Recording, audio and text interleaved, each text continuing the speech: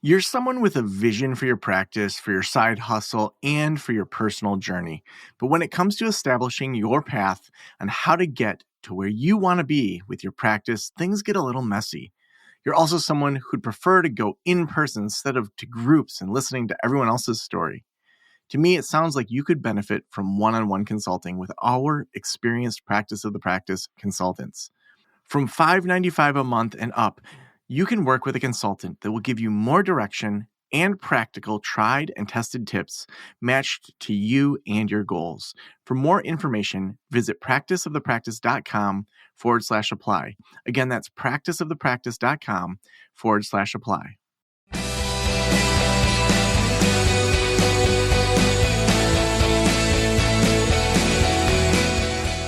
This is the Practice of the Practice podcast with Joe Sanok, session number 1345.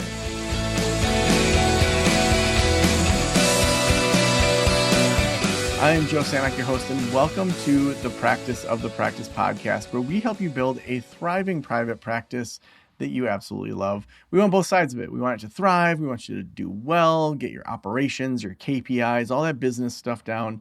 But we also don't want you to lose your soul in the process. We want you to love it. We want you to be able to create the life that you want, to be able to show up for people. I literally this morning was working with a consulting client who is an 8-figure practice owner. And so when we looked at their net income, so income after everything, it was 7 figures plus. And I won't disclose what it was, but taking home over $1 million a year, take home.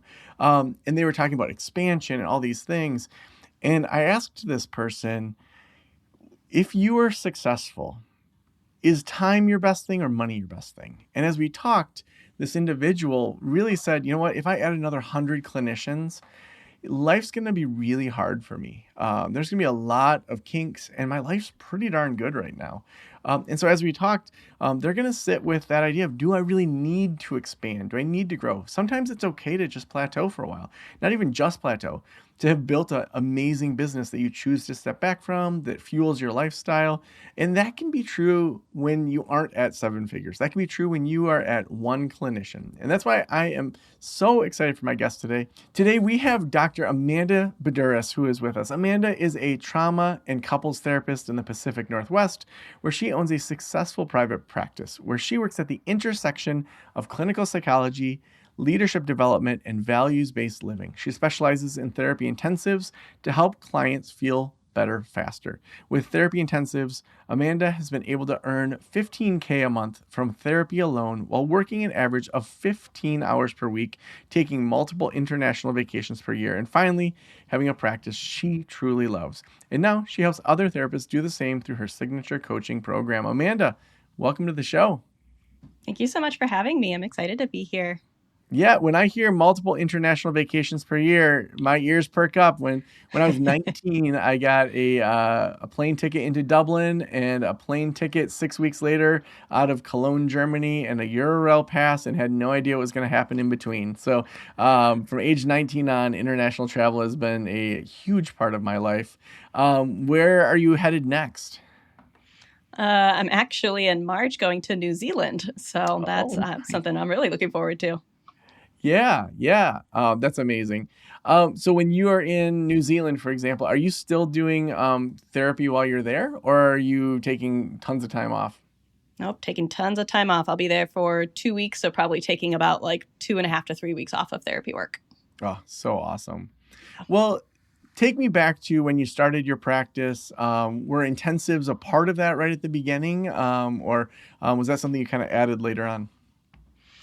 When I started my practice, I just did what everyone says you're supposed to do, which is you meet with someone for about 45 to 60 minutes, and that's what you do day in and day out. And I, working with trauma and couples, realized very quickly, there's just not enough time in 45 to 60 minutes to really get any work done. So I would say probably 6-ish months into my private practice, I kind of started to hear some buzzings around how do people get 75 minutes or 90 minutes approved? I have always done out of network, but people ask questions around can you do a super bill for a longer session, basically. So the more I started to just chat with some other people about, oh, you're allowed to work for longer than 60 minutes, the more I just started to play with my own clients around, Mm. hey, do you want to meet for 2 hours? Do you want to meet for 3 hours? Do you want to meet for 9 hours across 2 days? And therapy intensives really started to take off for me early in 2023 when my practice was less than a year old.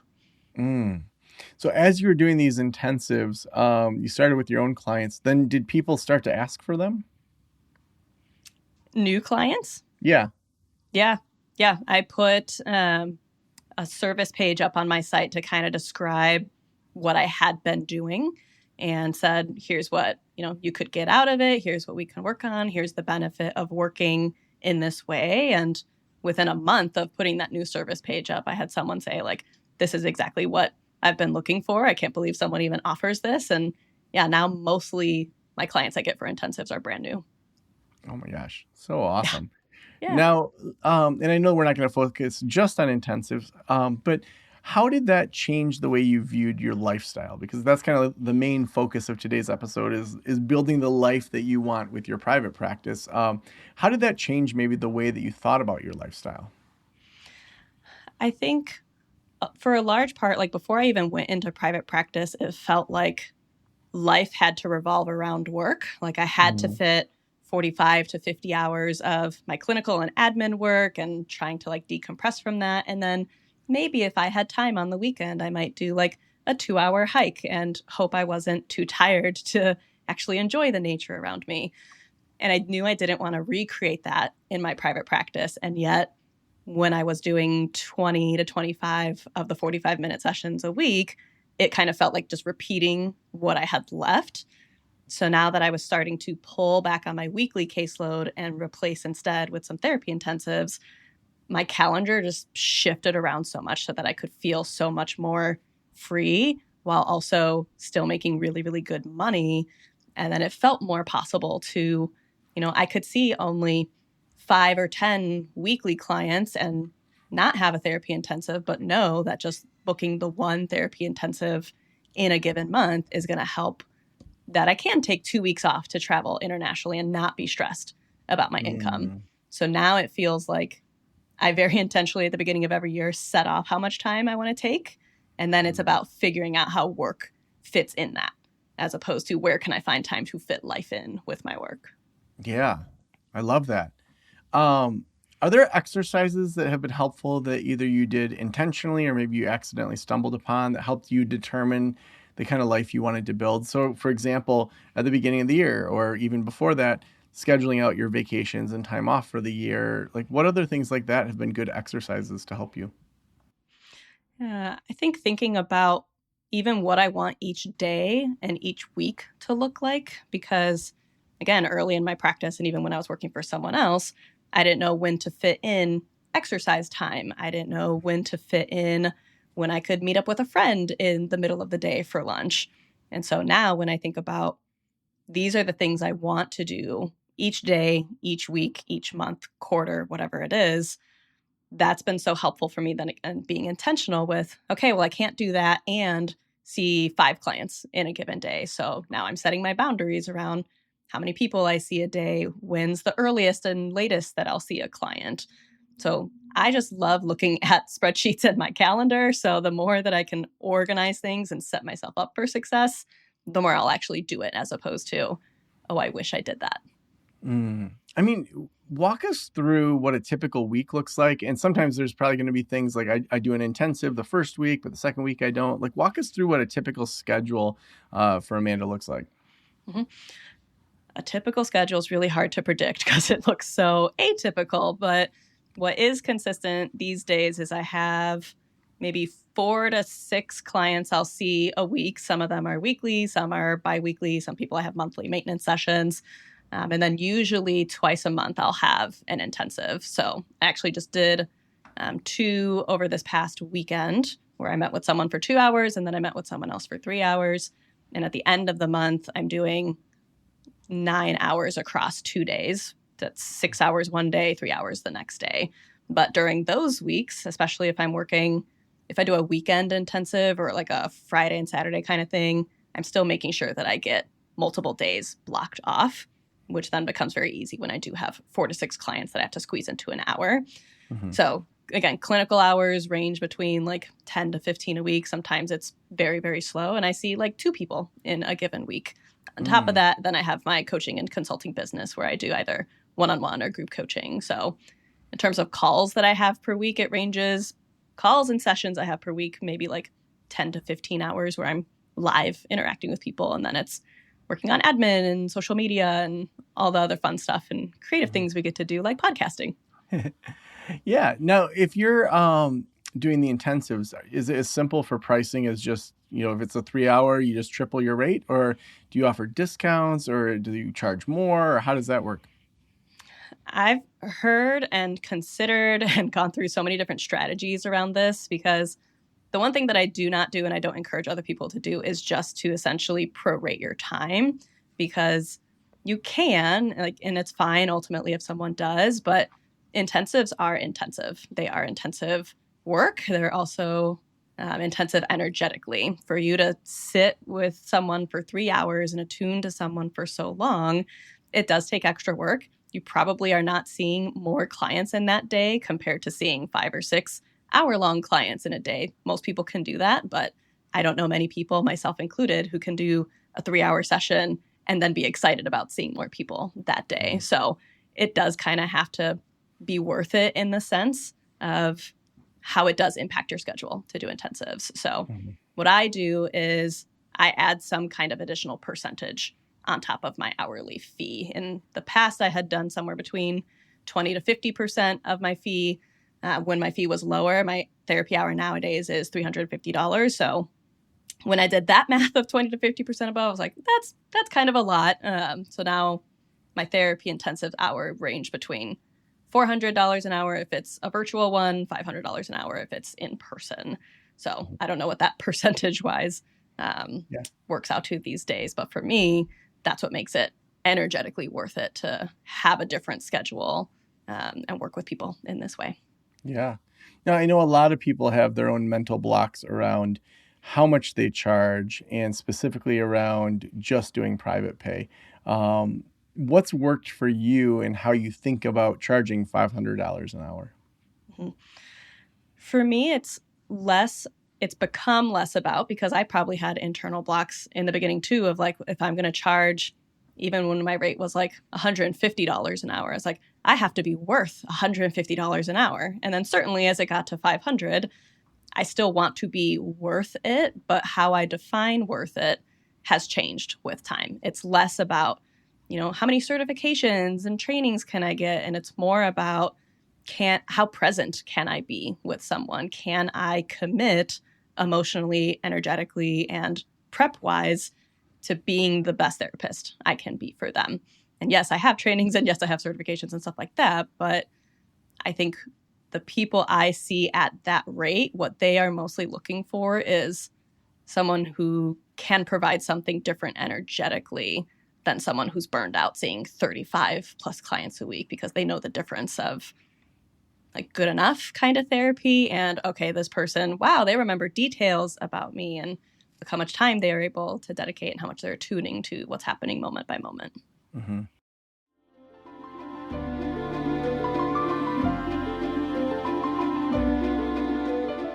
Listen, I didn't take insurance in my counseling practice because I had no idea how to handle it. The process of accepting insurance outside of a group practice can be tough, but most people looking for mental health care want to use their benefits to pay for sessions. If you're like me and you feel a little scared about taking insurance, or you just want to make it easier on yourself, and you're interested in seeing clients through insurance, Alma can help. They make it easy to get credentialed with major insurance plans at enhanced reimbursement rates. They also handle all the paperwork, from eligibility checks to claim submission and guaranteed payment within 2 weeks. Plus, when you join Alma, you'll get access to time-saving tools for intake, scheduling, treatment plans, progress notes, and more in their included platform. It's going to make it so much easier for your team, so you can spend less time on administrative work and more time offering great care to your clients. Visit helloalma.com/Joe. That's helloalma.com/Joe to get started. Now, if people want to raise their rates, are there any techniques you found that are helpful for that? I talk a lot about, and what I've practiced is, I think it's harder for a lot of us to do like one fell swoop of like everyone's going up to this rate and I'm raising it by $10 or $50 or whatever it is. For me and my nervous system energetically, I need to almost do things a little bit more like stepwise of like, okay, like these 3 clients who I'm pretty sure I have a sense of what their finances look like. I think that'll be okay for them. I'll start with them, letting them know what my rate is going to be. And then that gives me the confidence of those 3 people said, they're all good. Okay, so I can go to the next 2 people. And I used to save the scariest for last. So if like, I'm pretty sure we're going to have to terminate because I know what their situation is. And I wouldn't want to start, this scary thing for me of raising my rates and have that be my first client. So I was very intentional in doing it in this stepwise fashion instead of sending everyone a letter, letting them know what my rate was going to be. But I definitely made sure at least once a year, depending on where my finances were, the cost of living in the world, because we know that that's all over the place, that I'm just very intentional about, am I still making the amount that I want and need to make? I love that. At least once a year. I want to like highlight that and underline it. At least once a year, you're looking at raising your rates, if not more. That's wonderful. How do you make sure you don't feel greedy when you raise your rates? I would never raise my rates unless I felt like I was doing it intentionally. I'm not doing it just to do it. I'm doing it because, especially when I was seeing closer to 20 to 25, which for me felt like too much given the complexity and intensity of the clients I was working with. For me, I knew charging more was actually going to help me help the clients better. It wasn't, I just want to charge this because this sounds like a fun number. And if I am ever working with a client at $350 to $500 an hour and it doesn't feel like a good fit, or I don't feel like I'm being like the therapist they need, then I openly have those conversations about it. It's not just about, well, I'm just going to keep taking their money even though I'm not feeling helpful. So I think it's less about the actual number for me and like what's my intention and how am I basically doing my part to follow through on providing the support that they're there to get from me. Yeah. Well, when you think about practice growth, how do you think through that? I think it's complicated, practice growth, because I always come back to intention and alignment. So when I think about practice growth, I think about like practice growth for what purpose? I know a lot of us, especially if we're on social media, we're doing the comparisonitis and seeing, well, this person's doing this and why can't I do it? Or I hear from so many people like, well, shouldn't I be doing that? I see everyone scaling into a group. Is that my next step? And I think there's a difference between growing your practice, whether that's you growing what you do in your practice or expanding your practice, doing that because you're excited about it and you want to do it and it's in alignment with how you want to build and be a business owner, versus doing something because you feel like you're supposed to or you should. And so maybe this was 2 years ago at this point, I thought I wanted to grow into a group because I was like, that seems like the next best thing. Like I'm kind of maxed out on my one-to-one hours, but making more money would be nice. Making this quote unquote passive income would be cool. And I thought about where I was capacity wise, knowing that I was busy with other things that I just knew I wouldn't actually be the practice owner I would want to be. I knew I wouldn't want to be the supervisor that I would want to have as a supervisor. And so even though I actually had a couple of people reach out of like, I'd love to work with you, I had conversations with them of like, I think so too. We'd be a good fit because I had conversations, but this is just not the time for it. I would not be able to show up the way that I want to show up. And I think that for me is it's an important differentiator of when it comes to doing anything. Are you doing it just to do it? And do you have time and capacity to do it? Or like timing is everything, as we know. When you look at your life, are there particular ways that you think through hobbies, goals, health, outside of just running a good business? Yeah, I mean, I think I talk with therapists a lot, and I talk with my own coach a lot about this in terms of like what wealth even means. Like a lot of us think about financial wealth, but I think about wealth in more of a holistic sense too, of like, what does my social wealth look like? What does my health wealth look like? Like how much do we essentially like reap the benefits of what we're sowing. Like we put in so much work, but if it's coming at the cost of social life or health, then like it's not worth it. And so there have been seasons in running my two businesses where I've noticed like I'm very successful in these businesses. And when is the last time that I hung out with friends? And so now again, I'm being very intentional with I take most Fridays completely off, even from intensives, and I know you have a lovely book to support that. Yes. Yes. So very intentional about making sure I am taking care of myself because the business can continue to grow to, I can have 40K, 100K months. Like I have not had that. That would be exciting, but it wouldn't be worth it to me if like I was struggling, if I couldn't get in my exercise classes, if I wasn't having a good social life or happy relationships or whatever it might be. So that's been more of what I've been prioritizing in the past year is less about business looking good on paper, more about business or life actually feeling really good. Yeah. You mentioned earlier raising your rates, you need to feel like you're actually providing something better or you're more present, things like that. I think the average therapist thinks if I just go get EMDR certified, if I just go get this financially certified coach thing, if I go get a PhD, fill in the blank, we are certification junkies. And the average client, as I think you said, just doesn't care about that nearly as much as your reputation and their experience. If you were to say, here's like the 3 to 5 essentials to like level up your game as a therapist so that you are worth $300 an hour, like what are some things people could do to actually improve the quality of their therapy so that they're worth more in what they charge? Yeah, I think for sure paying attention to personal limits. So how many clients can I even see in a day? Like if I'm seeing more than honestly 3 to 4 clients, depending on like how well I slept or what's happening else in the week, I don't feel like I can be a good therapist that day. But so many of us feel like we have to cram 5 to 6 sessions in. But if that's more than your limit, your last client is not getting the same version of you as your first client was. So think about your limit of literally how many people can you see in a day.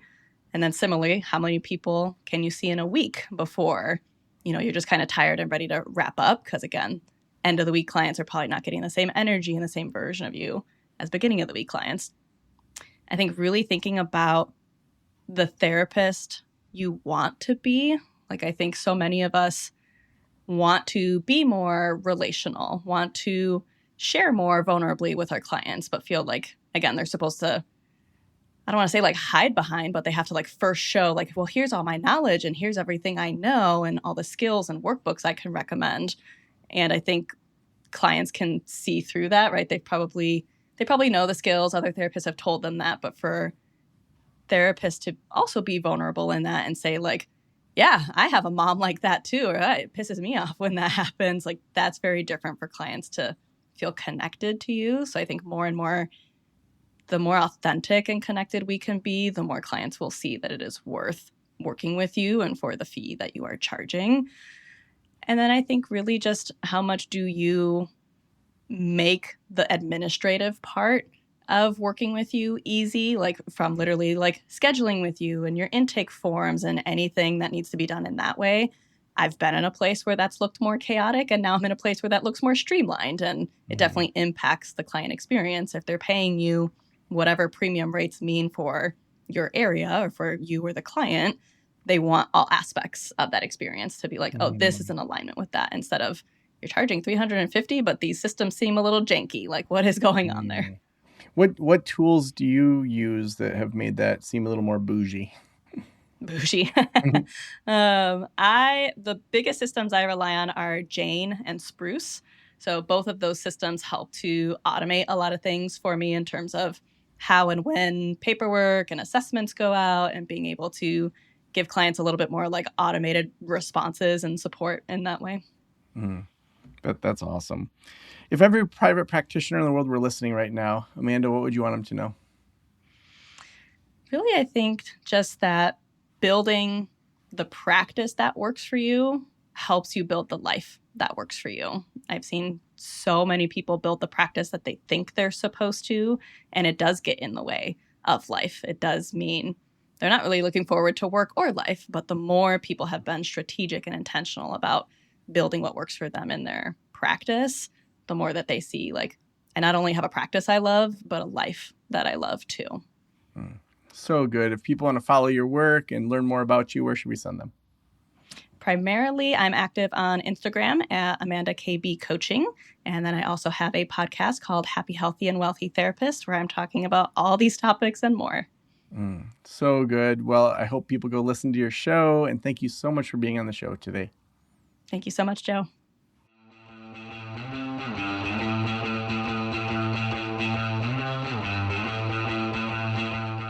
You know, I love what Amanda said about just focusing on what kind of life you want. And then from there, the building blocks of your practice will really flow out of that. So I hope you take that to heart today. I hope you think through, what are you doing in your practice? Are you on insurances that are hard to work with, don't pay you enough, doesn't feel worth it? One of the things for me was if I see a client on my schedule and I feel down or sad about that client for any reason, I need to evaluate why. Is it because of what I know I'm getting paid? Is it the specialty area? Is it that it just doesn't feel aligned? Pay attention to that in your private practice, and really excited to hear what you all do to get to that next level. We couldn't do this show without our sponsors. Thank you so much to Alma for being our sponsor today. I wish Alma had been around when I had my private practice. I had no idea what I was doing. That's why I didn't take insurance. But if Alma had been there, I would have. And there's no reason that as a clinician, you should be spending hours on paperwork to bill for insurance, or not knowing for sure that you'll get reimbursed for sessions with your clients. If you're interested in seeing clients through insurance, but don't want to navigate the process and paperwork on your own, Alma can help. They make it easy to get credentialed with major insurance plans at enhanced reimbursement rates and a guaranteed payment within 2 weeks. Visit helloalma.com/Joe. That's hello, ALMA.com/Joe to get started. Thank you so much for letting me into your ears and into your brain. Have a great day. I'll talk to you soon. Special thanks to the band Silence is Sexy for that intro music, and this podcast is designed to provide accurate and authoritative information in regard to the subject matter covered. It is given with the understanding that neither the host, the producers, the publishers, or guests are rendering legal, accounting, clinical, or other professional information. If you want a professional, you should find one.